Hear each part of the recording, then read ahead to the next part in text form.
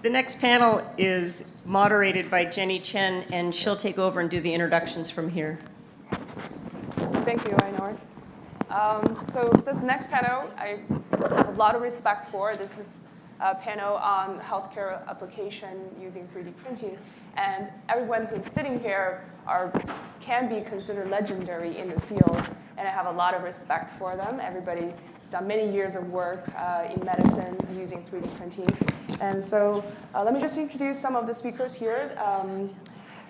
This is Dr. Peter Lacouras, and he is the director of medical 3D or services medical for 3D services, medical applications. Yes, from Walter Reed.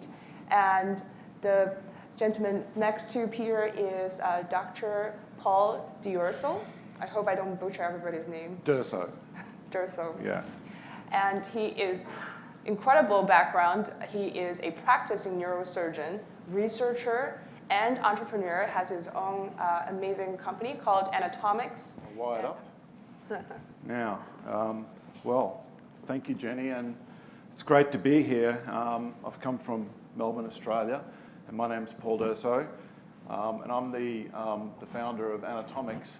That's kind of a bit twisted somehow, but anyway, Community Based Personalised Healthcare is the sort of the vision of where I think we're heading with distributed manufacturing technology and the ability to have point of use manufacturing for medical devices and prosthetics. You might think this is a recent photo of me, but in fact this is probably a few years ago when I started my PhD research in 1991 with a $1,200 grant from the hospital that I was working at.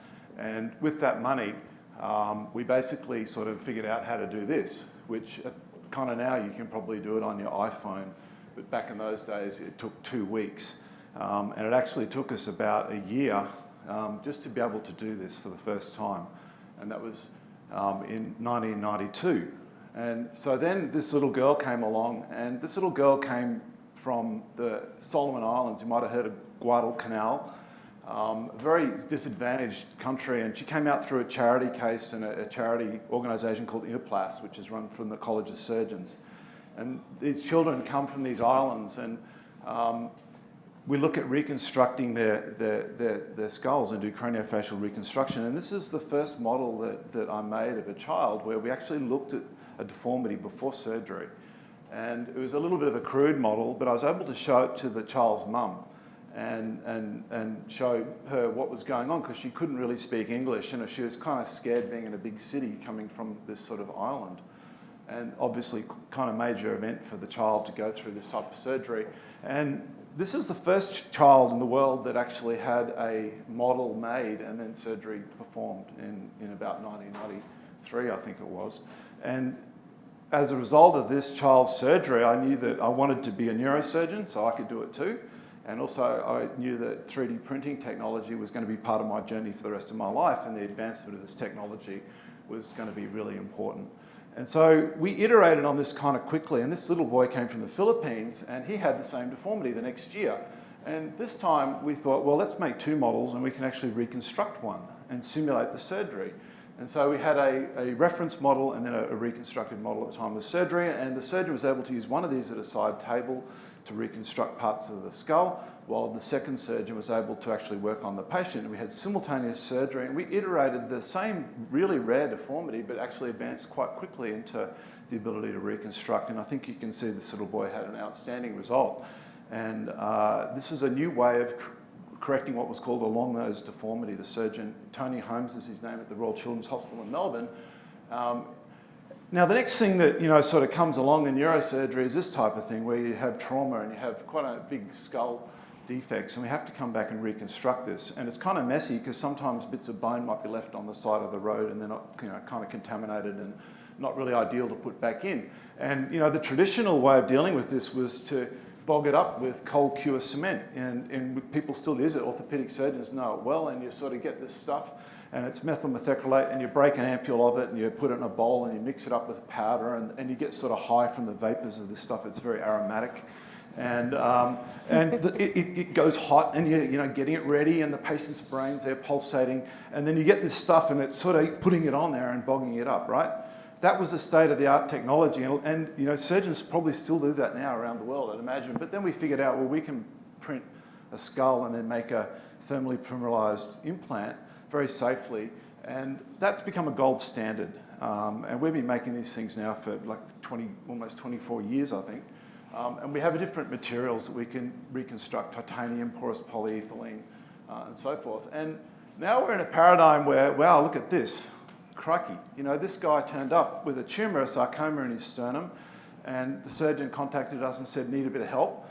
And so we collaborated with the Spanish cardiothoracic surgeons, and we designed a titanium 3D printed sternum, and it had a template to resect the tumour and then printed out the sternum in titanium. And this had never been done before. There was no surgical solution for this. And I guess this is what Anatomics always sort of, and my passion was, is we deal with the worst, most difficult problems and live in the sort of the edges of the bell curve, you know, where no one can really deal with this sort of stuff. So, but again, we were able to iterate on this quite quickly. And then next one we made, I thought, well, let's combine a composite material, porous polyethylene, with the 3D printed substructure and create a composite implant.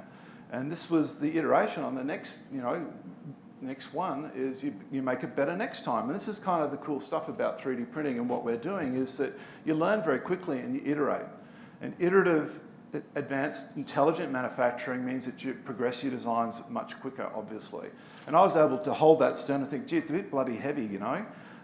So let's put a lightweight porous plastic in there that we can potentially carve and modify and might get a bit of tissue integration. And I think you can see the sort of handmade quality that goes into these type of devices. And this was put into a man in the UK and was on BBC television. There's a show, I think it's called Trust Me, I'm a Doctor. So now this is kind of the fun bit, right? And everyone says, where's the disruption? You know, how do we disrupt and do stuff with this? Where's the business case? You know, like how do we make money out of 3D printing, right? Well, we make money we make money out of saving money for people.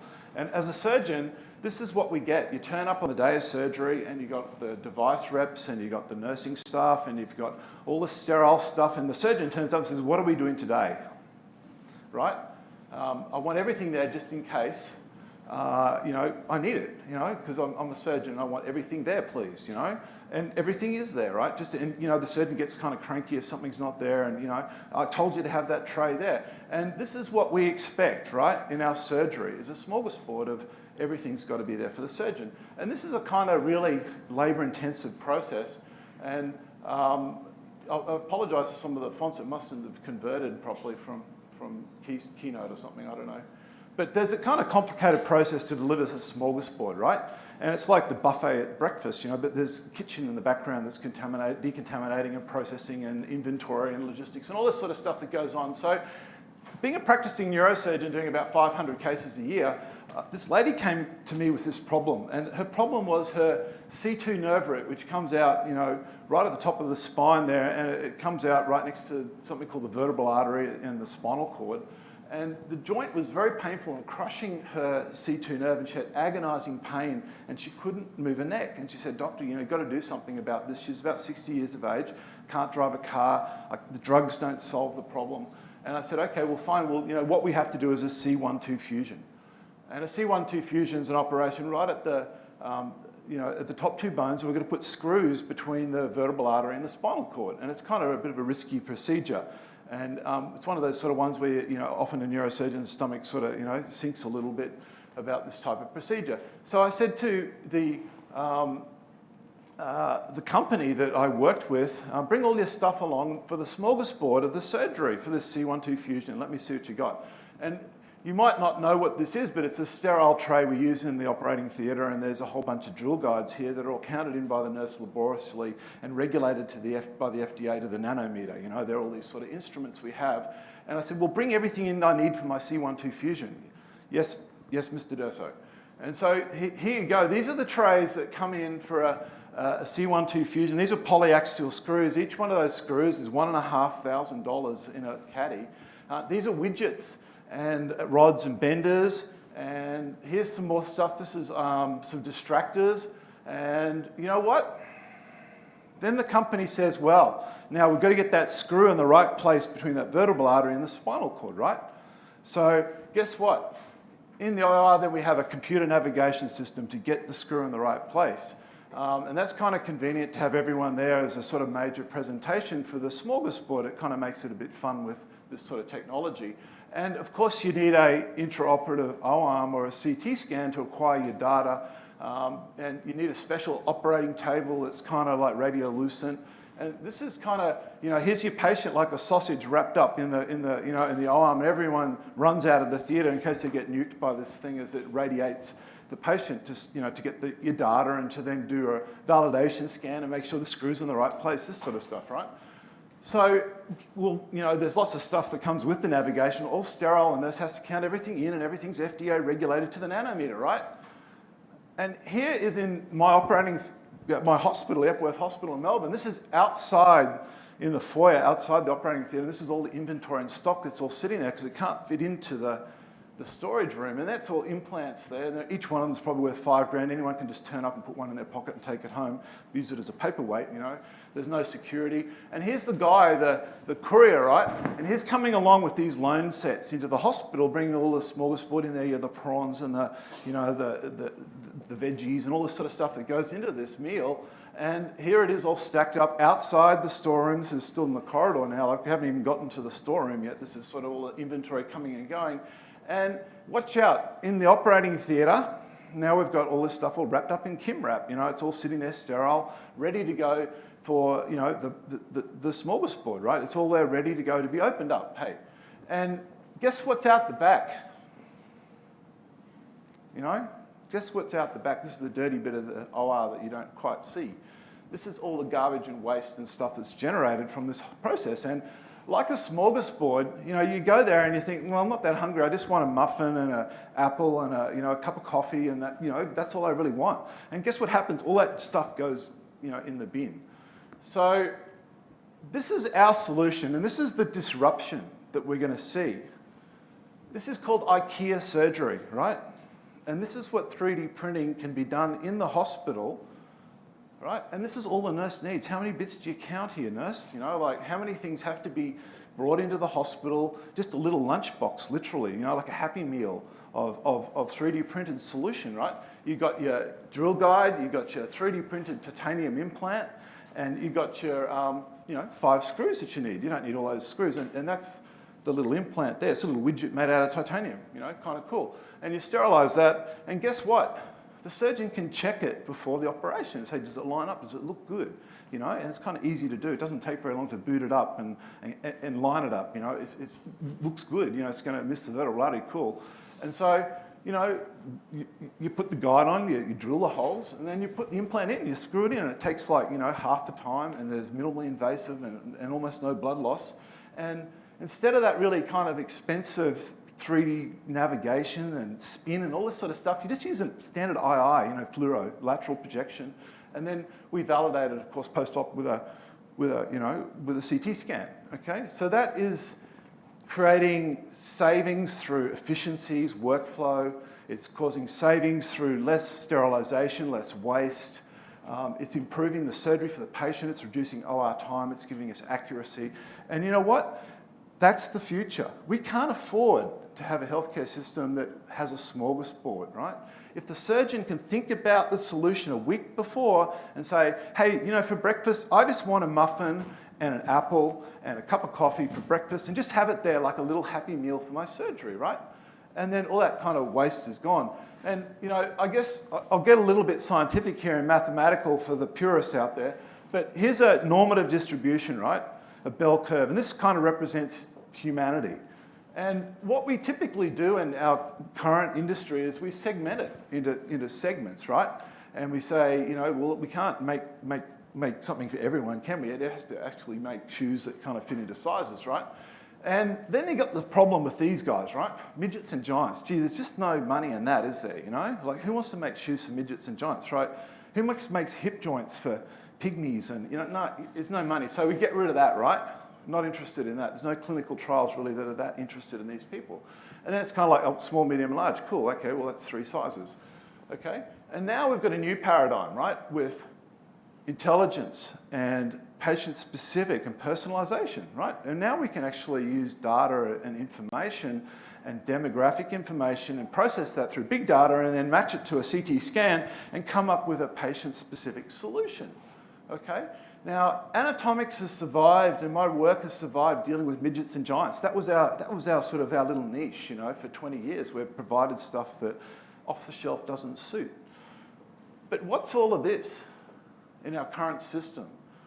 What do you think this stuff is, these crosses? It's all waste and inefficiency and stuff we can't afford and we don't need.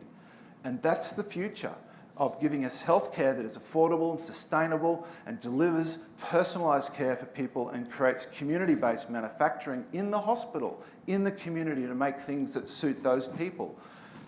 Jobs that come back to that community in manufacturing. Forget about the factories, it's over.